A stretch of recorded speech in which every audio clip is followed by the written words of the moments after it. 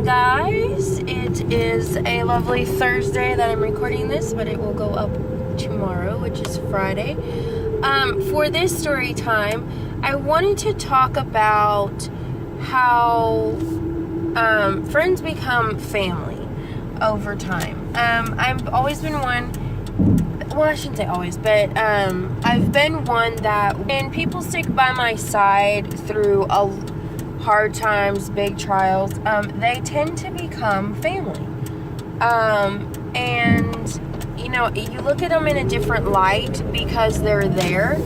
And I think someone said, like, if you've been, or I saw this post, if you've been friends with somebody for over 10 years, they're not just your friends anymore, they're family. And sometimes I think that sometimes it doesn't even take that long for someone to become your family.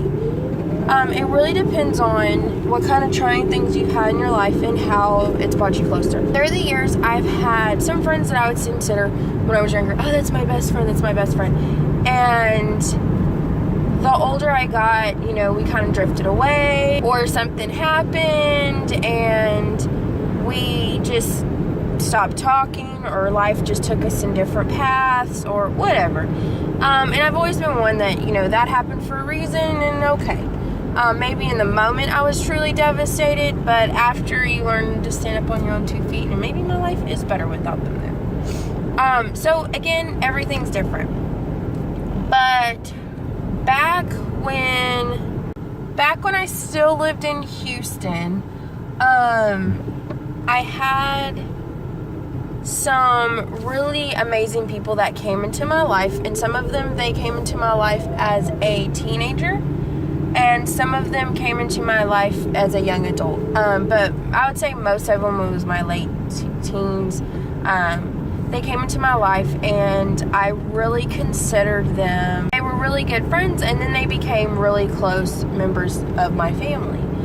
Because there were things that they did. They stuck through thick and thin. They knew a lot about what was going on in my life once I opened up to them. When I was a teenager, I guess I wasn't like some teenagers that they're just very open and they tell everybody everything. I was kind of closed off and reserved. But I had people that stuck it through with me, and they're like, yeah, okay. And I don't know if they saw something in me that I didn't see in myself, or what it was, but they really, you know, they stayed. And one I would consider like my best friend. When I was 19 years old, I met her, and I remember meeting her and her daughter, and she was always really, really kind and sweet. And to this day, I cannot ask her, well, why did you do that? But I was talking to management, because at the time I was working at a daycare. I was talking to management about wanting to take somebody out for dinner as like a thing, or lunch as like a thank you. And this person like turned me down, and that really made me like, it just made me sad, because it was like my way of saying thank you so much for everything you've done. And then here pops this blonde up, and she was like, I'll go with you. And I was like, really? And she's like, yeah. And then ever since that day, we just really, we became really close. And she was one of those people that she stuck through it with me through thick and thin. And when my life was crazy, she was there. And when her life was crazy, she was there. And then through the years, I met different people that I would kind of get close to, and then they'd kind of drift away. But as time went on, I met somebody, or it sounds like a guy or something, but I met a really good friend that I hit it off, just like I hit it off with her, I hit it off with this other person. And it was great. And then we had a falling out, and it's kind of, we laugh about it now, but we had a falling out. And then I think at the time there was just too much going on in both of our lives. And then we got back together once my best friend died. And really what happened was I received a message, and I felt like my best friend was saying, talk to her, answer her. it's okay. You need to answer her. And in that process, there was a lot of, just talking and catching up. And it was amazing. And through those years, I have connected with some most amazing people, and I usually end up meeting them at work. And I have met some people that I now consider my family, and if they have kids, they become my nieces and nephews. And it's just like I've created this whole like little family of mine without being blood related. And I'm always like, you don't have to be blood related to be family. You can create part of your family. And sometimes the people that you need the most in a situation are people that are not related to you.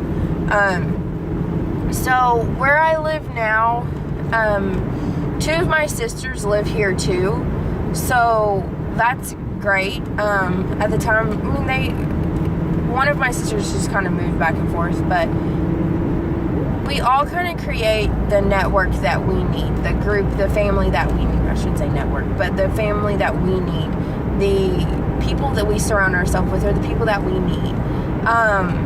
And I'm very thankful for that. I'm very thankful to God that He placed all those people in my life at the time that I need them. And, I have friends that are still in Houston that I cannot talk to for 6 months at a time. And then we'll start talking and we'll catch up we'll start talking and it's like we have not missed any time. So there's definitely those people in my life that no matter what, they're always there. I always can connect to them, and I can always know that they're there, and it's like no time has passed. And they become family. They become the support system that you need, and you become their support system when they need you. And there are several of them that in a heartbeat, if they called, I would, be driving wherever to them. Just because, that's what you do. They've done it for me, and I would do it for them. Because they are family. So I definitely see family in a different perspective than I think I ever did. And it would start with, just a friendship that developed into a stronger bond. And yeah, my family just keeps getting bigger and bigger. And it's like, oh yes, I have, and I love that. I love the opportunities that arise from that, and the abilities to continue to grow. It means a lot. And I wouldn't trade any of that for, even the bad experiences that I had with friendships, I wouldn't trade it, because it brought me to the people that really do care, that are there, that love me, that I love them. And you know what? You're going to have hiccups, and that's okay. You're going to have moments where, just like with family, there's times with family that y'all are best buds, and then there are times where you just want to beat them. You're like, oh, you're driving me crazy. So I definitely think that with every moment, there's a learning moment, and there's a learning curve, and you get through it the best way you can. But yes, I'm very thankful, truly, truly thankful. And so, that's kind of what I want to talk about. Like, does anybody else have that where, friends, they've been friends with someone for so long that they now consider them family, and that, what's a story or something that you would like to share that, you and your friend have done that's just really cool? So, anyway, that's what I wanted to share today. Thanks, guys, for watching, and I'll talk to you later.